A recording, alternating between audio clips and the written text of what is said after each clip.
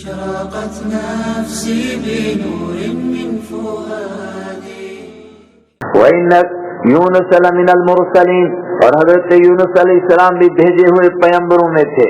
ایک لمبے عرصے تک اس علاقے کو سمجھایا گیا، اور میں نے کہا کہ یہ وہ علاقہ جہاں پہلے نوح علیہ السلام آئے تھے، گویا انہوں نے اللہ کے عذاب کو دیکھا تھا مگر پھر نافرمانی میں مبتلا ہو گئے۔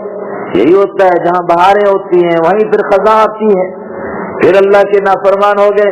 ابراہیم علیہ السلام کا زمانہ بھی دیکھا، ان کے وہ معجزہ بھی دیکھا، کس طرح اللہ نے ان کو زندہ سلامت وہاں سے نکالا۔ اور ابراہیم علیہ السلام کے جانے کے اوپر قوم نمرود کے اوپر جو اللہ کا عذاب آیا اس کو بھی انہوں نے دیکھا، ان پر بھی عذاب آیا۔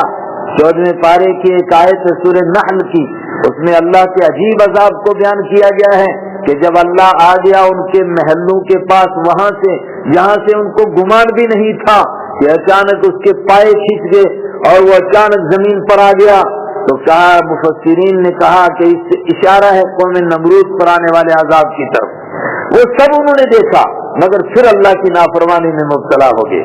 حضرت یونس علیہ السلام نے لمبے زمانے تک ان کو سمجھایا لیکن نہیں مان کر کے دیے۔ جب انہوں نے نہیں مانا تو اللہ کے حکم کے مطابق حضرت یونس علیہ السلام نے فرمایا اب 3 دن کے اندر اندر عذاب آنے والا ہے۔ آگے 2 قسم کی روایتیں ہیں تفسیر میں، ایک یہ کہ پھر حضرت یونس علیہ السلام نے یہ سوچ کر کے کہ بس اب تو عذاب آیا ہی چاہتا ہے تو نکل پڑے بستی سے، حالانکہ ابھی ان کو نکلنے کا حکم نہیں آیا تھا۔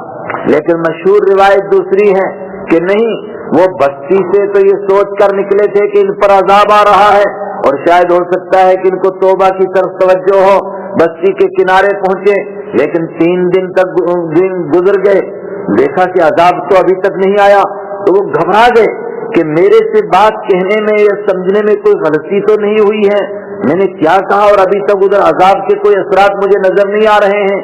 تو ابھی اللہ کی طرف سے حکم نہیں آیا تھا یہاں سے نکلنے کا، مگر انہوں نے سوچا کہ مجھے بستی سے نکل جانا چاہیے، جبکہ انبیاء کرام عام اجازت سے بھی نہیں نکلتے ہیں، ان کے لیے خصوصی پرمیشن، خصوصی اجازت ہوتی ہے۔ دیکھیے رسول پاک صلی اللہ علیہ وسلم ہجرت فرماتے ہیں، آپ نے سارے صحابہ کو اجازت دی کہ چلو ہجرت کر جاؤ، اور ایک ایک کر کے صحابہ کرام ہجرت کرتے رہے۔ اور جب آپ نے ہجرت فرمائی اس وقت کے لیے ہے کہ مکہ میں اب کون رہ گئے تھے، فرمایا مکہ میں بس آپ تھے، حضرت علی تھے، حضرت ابوبکر صدیق رضی اللہ تعالی عنہم، اور دیگر وہ صحابہ کرام تھے کہ جن کے لیے حالات ہی ہجرت کرنے کے نہیں تھے، مگر آپ ابھی ہجرت نہیں فرما رہے تھے۔ حضرت عائشہ صدیقہ فرماتی ہیں کہ کوئی دن نہیں گزرتا تھا جس دن آپ یا تو صبح ہمارے گھر آتے تھے یا شام کو آتے تھے، بخاری شریف کی روایت ہے، لیکن ایک دن اچانک دوپہر کو آئے تو سب گھبرا گئے کہ کوئی معاملہ پیش آ گیا ہے۔ دوپہر میں تو وہاں جس طرح ہم 12 بجے رات کو نہیں نکلتے اس طرح وہ دن میں نہیں نکلتے ہیں، سخت گرمی ہوتی ہے۔ تو آپ نے حضرت ابوبکر صدیق سے فرمایا کہ کوئی اور دوسرے غیر متعلق لوگوں کو باہر نکال دو، تم سے کوئی خاص بات کرنی ہے۔ تو انہوں نے عرض کیا کہ ہاں تو آپ کی بیوی حضرت عائشہ صدیقہ ہیں اور یا فلاں ہیں، ان سے کوئی گھبراہٹ کی بات نہیں ہے، آپ فرمائیں۔ آپ نے فرمایا مجھے ہجرت کی اجازت مل چکی ہے۔ حضرت ابوبکر صدیق نے اسی موقع پر فرمایا کیا مجھے رفاقت کا موقع ملے گا؟ تو آپ نے فرمایا جی تم کو بھی رفاقت کا موقع ملے گا۔ حضرت عائشہ فرماتی ہیں میں نے پہلی مرتبہ دیکھا کہ انسان کی خوشی میں بھی آنسو نکل جاتے ہیں۔ حضرت ابوبکر کی خوشی میں آنسو نکل گئے کہ میں حضور کے ساتھ جاؤں گا۔ حضرت عمر، حضرت عثمان، بڑے بڑے صحابہ کرام تشریف لے گئے، ہجرت ہو چکی ہے، مگر حضرت ابوبکر صدیق آپ کے ساتھ تشریف لے جائیں گے، یہ آپ کو الگ سے اجازت ملی۔ حضرت یونس علیہ السلام چلے گئے تو اس کو نعوذ باللہ یہ نہیں ہم کہہ سکتے ہیں کہ انہوں نے گناہ کر دیا، جلد بازی سے کام لیا، بس یہ معمولی سی ایک لغزش ہوئی جو ان کے مرتبے کے اعتبار سے لغزش تھی، ورنہ ہمارے اعتبار سے یہ کوئی لغزش نہیں تھی، امت کے اعتبار سے، ان کے مرتبے کے اعتبار سے، مگر اس پر بھی گرفت آ جاتی ہے اللہ کی طرف سے۔ جن کے مرتبے ہوتے ہیں اونچے ان کی گرفت بھی معمولی باتوں پر ہو جاتی ہیں۔ یہ سوچ کر کے کہ اللہ کا عذاب بس آیا ہی چاہتا ہے، ابھی تک نہیں آیا، بستی سے چلے گئے۔ آگے وہ واقعہ پیش آیا جس کو قرآن پاک نے بیان کیا کہ چلتے ہوئے پھر کسی بڑے دریا کو یا کسی بڑے سمندر کو پار کرنا تھا جس کے لیے کشتی کی ضرورت تھی۔ اکثر لوگوں نے کہا کہ یہی جو بغداد میں اور عراق میں دریا بہتے ہیں، فرات ہوگا، دجلہ ہوگا، ان میں سے کوئی ہوگا۔ دوسرے لوگوں نے کہا جو انداز قرآن پاک کا لگتا ہے اس سے لگتا ہے کہ نہیں یہ نہیں، اس سے بھی کوئی بڑا یا تو سمندر ہے یا دریا ہے یا کوئی آبنائی تنگ ہے جیسے خلیج فارس وغیرہ، اس طرح کی کسی کو کراس کرنا تھا، وہاں کشتی کی ضرورت تھی۔ جب کشتی پر بیٹھے تو عجیب مسئلہ پیش آیا، کیا کشتی بیچ سمندر کے جا کر کے ہتھکولے لینے لگ گئی، اور کشتی والوں نے مختلف روایتیں ہیں۔ ایک روایت یہ ہے کہ کشتی والوں نے کہا کہ ہماری کشتی تبھی ہتھکولے لیتی ہے جب اس میں کوئی بھگوڑا غلام بیٹھتا ہے، اور مشہور روایت یہ ہے کہ کشتی والوں نے کہا کہ وزن زیادہ ہو گیا ہے، ایک آدمی کو اتارنا پڑے گا، تو کس کو اتارے؟ کہا قرآن اندازی کر لیتے ہیں، تو قرآن اندازی کی تو بار بار قرآن حضرت یونس علیہ السلام کے نام پر نکلتا ہے، اور لوگ ان کی شکل و صورت کو دیکھ کر کے شرمندہ ہیں، ایسے آدمی کو ہم کشتی سے اٹھا کر کے سمندر میں پھینک دیں، لیکن انہوں نے فرمایا کہ نہیں بھائی میرے نام پر ہی نکلے گا۔ اور بعد نے کہا جو وہ کہا تھا نا بھگوڑے غلام کی وجہ سے کشتی ہتھکولے لیتی ہے، تو انہوں نے خود ہی کہا کہ بے شک صحیح ہے میرے نام پر قرآن نکلا ہے، میں ہی بھگوڑا غلام ہوں۔ یہ سب تفسیری روایتیں ہیں، جو بھی کچھ ہوا آخر ان کو کشتی سے اتار کر کے سمندر میں پھینک دیا گیا۔ اور بعض تفسیروں میں اس سے پہلے عجیب واقعہ آیا ہے کہ وہ اپنی اہلیہ کو لے کر کے اور 2 بچوں کو لے کر بھی ساتھ جا رہے تھے، تو سب سے پہلے ایک مقام آیا جہاں پر ایک بچے کو کندھے پر رکھا اور ایک کو ادھر بٹھا دیا، کہا اس کو پار چھوڑ کر آتا ہوں دریا سے پھر تجھے لے جاؤں گا۔ تو بیچ دریا کے پہنچے، طغیانی زیادہ آئی اور بیٹے نے مڑ کر پیچھے دیکھا اور کہا ابو بھیا کو بھیڑیا لے گیا، اور جو مڑ کر یوں دیکھا تو یہ کندھے والا بھی نیچے گر گیا اور اس کو بھیڑیا لے کر کے چلا گیا۔ اور پھر بیوی رہ گئی ساتھ، ان کو لے کر جا رہے تھے، راستے میں عجیب قسم کے کچھ لوگ آئے، انہوں نے کہا یہ اجنبی عورت کو کہاں لے جا رہا ہے، انہوں نے اس کو بھی چھین لیا۔ یہ تفسیروں میں لکھا ہے، تو بالکل خالی ہو گئے، بڑا عجیب قسم کا امتحان۔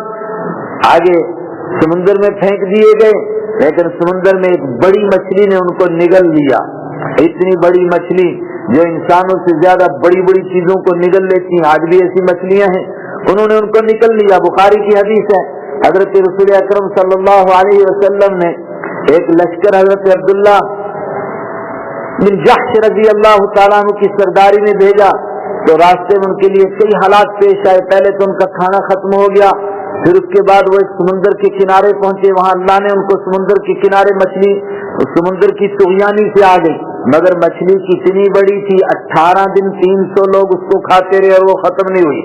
اور بعد میں وہ جو ہم مچھلی کا کانٹا نکالتے ہیں نا، مچھلی کی پسلی ہوتی ہے اصل میں، تو اس کی 2 پسلیوں کو جو جوڑ کر ایسے کھڑا کیا تو اونٹ کے اوپر سوار بیٹھا اور اس کے نیچے سے نکل گیا اور سر بھی نہیں لگا اس کی پسلی کے ساتھ۔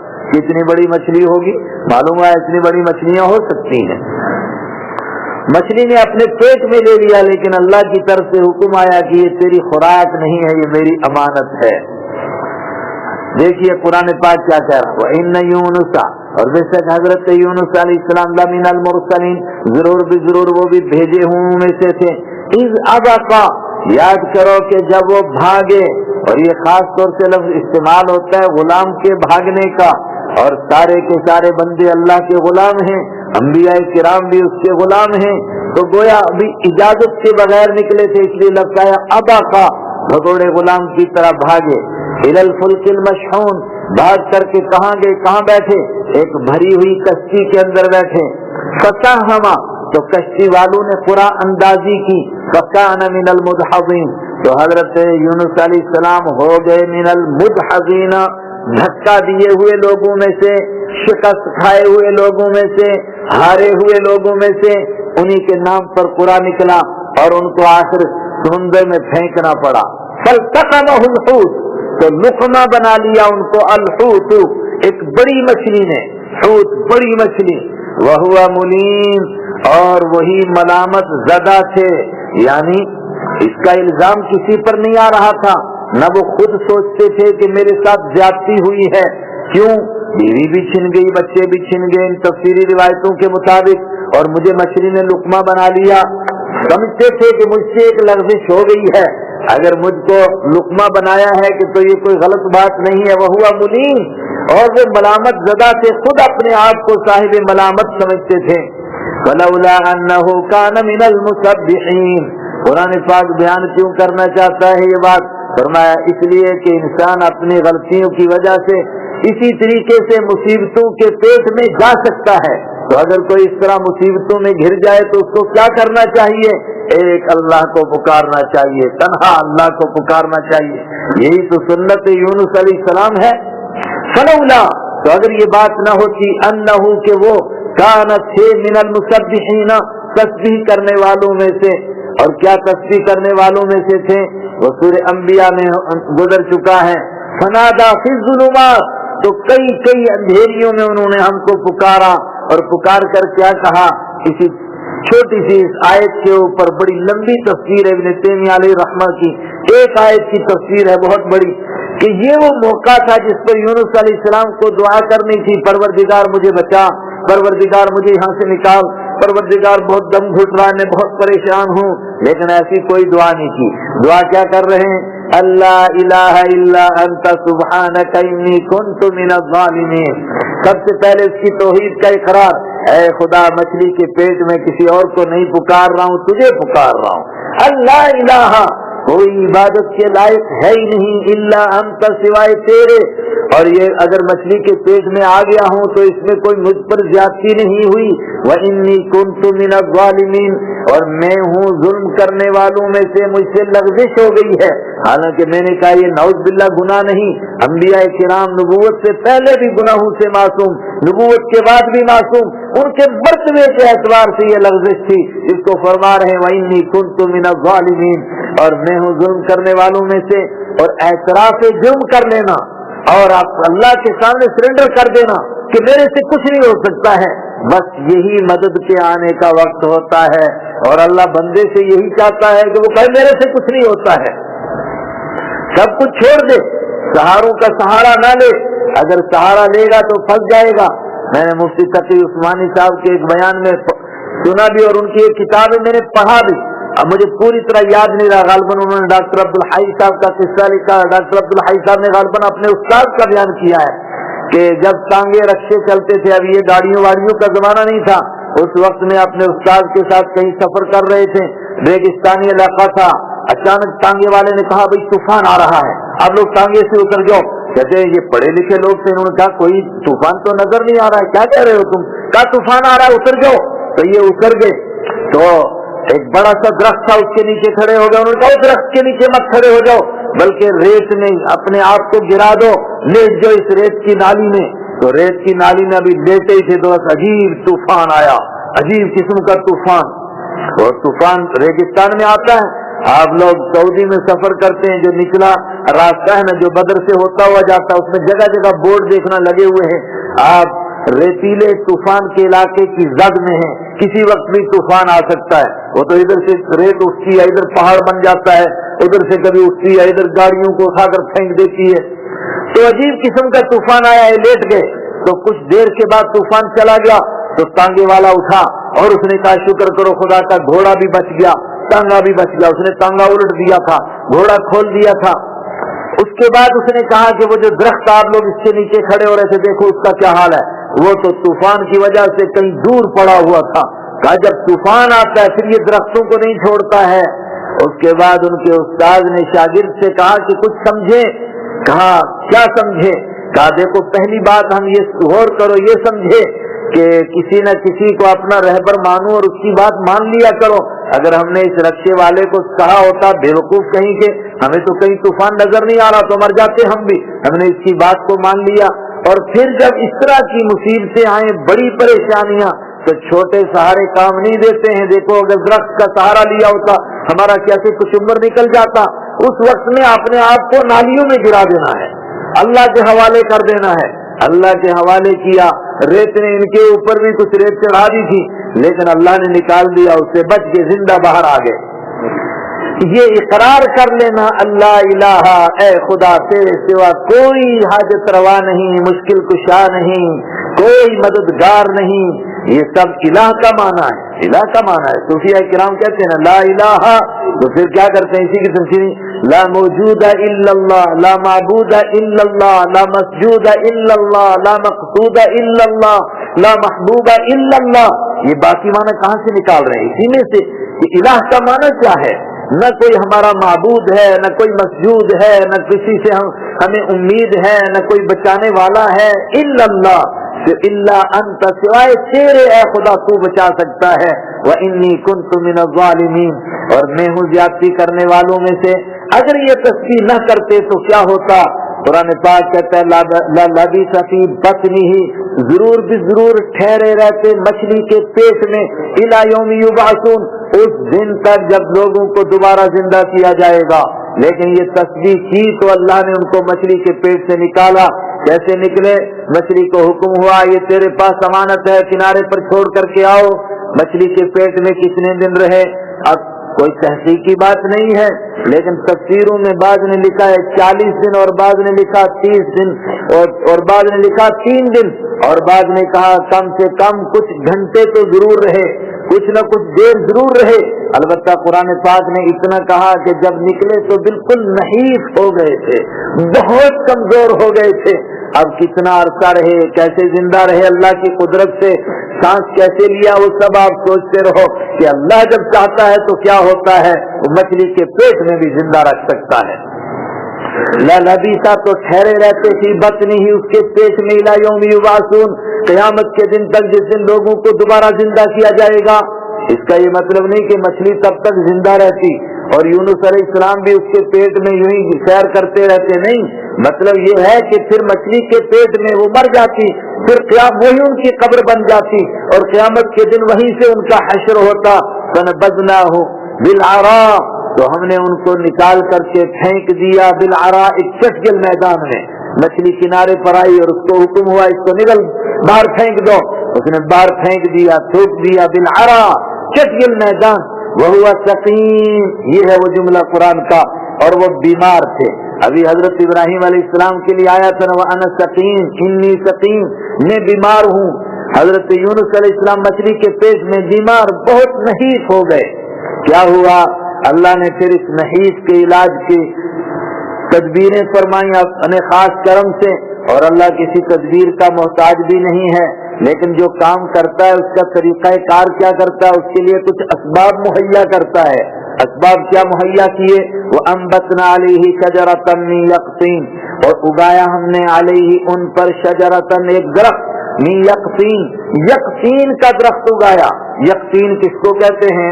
یقطین کہتے ہیں وہ لال قسم کے بڑے کدو، گول والا بڑا کدو، اس کو ہمارے یہاں پٹھا کہتے ہیں، کشمیری کوشر ال، وہ بیل اگا دی اللہ تعالیٰ نے اس کے اوپر۔ لیکن بعض تحقیق کرنے والوں نے کہا کہ یہ کدو کی بیل کدو کی طرح تو ہے لیکن کدو کی نہیں ہے، کہ یہ اجین نام کی بیل ہوتی ہے، اس کو دوسرے مقام پر اجین کہتے ہیں، اور یہ عجیب قسم کی بیل ہے کہ جہاں یہ اگ جاتی ہے وہاں کیڑے مکوڑے حشرات الارض کئی میٹر بھاگ جاتے ہیں، کوئی قریب ہی نہیں آتا ہے۔ یہ اگا دی اس کے، اور اس کے اندر یہ طاقت ہے کہ اس کے سائے سے بیمار کو صحت مل جاتی ہے۔ اللہ تعالیٰ نے ان کو صحت عطا فرما دی، اور کچھ لوگوں نے کہا ایک ہرنی کی ڈیوٹی لگ گئی، وہ آ کر کے ان کو دودھ بھی پلاتی تھی، واللہ اعلم، چنانچہ صحت مند ہو گئے۔ ادھر قوم کا کیا حال ہوا، وہ سورہ یونس میں گزرا۔ فرمایا کوئی قوم آج تک آدم علیہ السلام کی اولاد میں ایسی نہیں گزری کہ جس کے اوپر عذاب کے اثرات آ گئے ہوں اور انہوں نے توبہ کی ہو اور پھر عذاب ہٹ گیا ہو، الا قوم یونس، سوائے حضرت یونس علیہ السلام کی قوم کے۔ یونس علیہ السلام کی قوم کا کیا ہوا؟ جب انہوں نے کہا تھا 3 دن میں عذاب آنے والا ہے تو قوم گھبرا گئے۔ پہلے دن دیکھا بھائی یونس علیہ السلام کہاں ہے، لوگوں نے کہا وہ تو ہے نہیں، کہا ہے نہیں تو اس کا مطلب عذاب آنے والا ہے۔ لوگ گھبرا گئے کہ بھائی واقعی عذاب آئے گا، کچھ گھبرائے ہوئے تو تھے، مگر تیسرے دن عذاب آیا بادلوں کی شکل میں، اور بادل کالے کالے بادل ایسے آئے کہ ان کے گھروں کو، ان کی بستی کو گھیر لیا۔ وہ گھبرا گئے، اور کیسی انہوں نے توبہ کی، وہ تفسیروں میں آتا ہے کہ انہوں نے ایسی توبہ کی، اپنے جانوروں کو بھی ساتھ لیا، بیوی بچوں کو بھی ساتھ لیا، ایک کھلے ہوئے میدان میں گئے، اور وہاں جا کر کے ایسے روئے اللہ کے سامنے کہ ان کے رونے کو دیکھ کر کے جانوروں کو رونا آ گیا۔ اور خالی روئے نہیں بلکہ جس نے جو کوئی ظلم اور زیادتی کی تھی وہ سب اس کا مداوع کیا، یہاں تک کہ کسی نے کسی کے درخت کھیت سے درخت چوری کر کے کاٹا تھا اور اپنے مکان میں لگایا تھا، اس نے اپنے مکان سے نکال کر کے کہا یار میں نے تیرا درخت چوری کیا ہوا تھا۔ جس نے جو زیادتی کی تھی ان تمام سے توبہ کی، اور جب انہوں نے سچے دل سے توبہ کی، کیونکہ ابھی عذاب آیا نہیں تھا، آنے کے بعد نہیں جاتا، ذرا سے اثرات آئے تھے تو وہ اثرات بھی اللہ تعالیٰ نے ہٹا دیے۔ ان کو اب تلاش ہوئی کہ یونس علیہ السلام کو تلاش کرو، یونس علیہ السلام کہیں مل نہیں رہے ہیں، لیکن جب ادھر صحت مند ہوئے تو پروردگار نے حکم دیا وَأَرْسَلْنَاهُ، اور ہم نے بھیجا حضرت یونس علیہ السلام کو واپس۔ اکثر کا یہی ہے کہ اسی قوم کے پاس واپس گئے، بعض کہتے ہیں آپ دوسروں کے پاس، لیکن جمہور یہی کہتے ہیں اسی قوم کے پاس دوبارہ اللہ تعالیٰ نے ان کو بھیجا۔ اور قوم کتنی تھی؟ إِلَى مِئَةِ أَلْفٍ، 1,00,000 لوگوں کی طرف ہم نے ان کو بھیجا، او یزیدون، بلکہ اس سے بھی کچھ زیادہ لوگوں کی طرف بھیجا، 1,00,000 او یزیدون، یا اس سے بھی کچھ زیادہ۔ یہ یا نہیں، عربی محاورے میں اس کا معنی ہوتا ہے بلکہ 1,00,000 سے بھی کچھ زیادہ، اور بائبل کی روایت ہے 1,20,000 لوگ تھے یہ، اور اس دور کے لحاظ سے یہ اس شہر کی بہت بڑی آبادی تھی۔ سمجھو کہ اس وقت میں دلی بمبے میں بھی ایسی کوئی آبادی نہیں تھی، اب تو آبادی کا دور ہے، اس وقت میں اتنے لوگ 1,20,000 لوگ ایک ہی بستی میں، اور سب کے سب ایمان لے آئے، سب نے توبہ کی۔ علامہ شاہ کشمیری رحمت اللہ علیہ نے لکھا ہے 3 قوموں کے لیے کہ یہ 3 قومیں ملتی ہیں جو سب کی سب ایمان اکٹھی لائیں، ورنہ ہمیں کوئی ایسی قوم نہیں ملتی ہے کہ جو ساری ایمان لائی ہوں، کچھ ایمان لاتے کچھ ویسے ہی رہتے ہیں۔ ہر قوم میں دیکھو ہم جس کی جو برادری ہے تو آدھی برادری ادھر ہے آدھی برادری ادھر ہے۔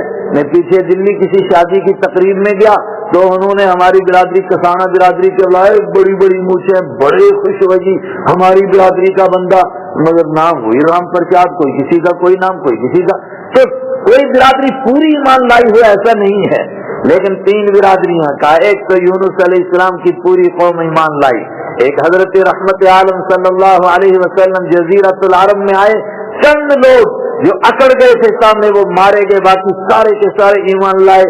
اور تیسرا شاہ صاحب نے لکھا ہے ترکوں کے لیے اور افغانوں کے لیے، یہ بھی جب ایمان لائے تو سارے کے سارے ایمان لائے۔ اس پر بعض لوگوں نے کہا کہ اس میں پھر بھی اکا دکا کافر رہے، لیکن حکم تو اکثریت کا ہوتا ہے۔ وارسلناہ، تو ہم نے بھیجا ان کو الی مئات الف، 1,00,000 لوگوں کی طرف، لفظی معنی 100,000، تو 100,000 کتنے ہو گئے؟ 1,00,000 لوگ، او یزیدون، بلکہ اس سے بھی زیادہ۔ پھر کیا ہوا؟ فآمنوا، وہ سب کے سب ایمان لے آئے، فمتعناہم، تو ہم نے ان کو زندگی گزارنے کا سامان دیا، الی حین، ایک مدت تک وہ زندہ رہے، پھر ان کی اولادوں میں نافرمان پیدا ہوئے۔ يا رب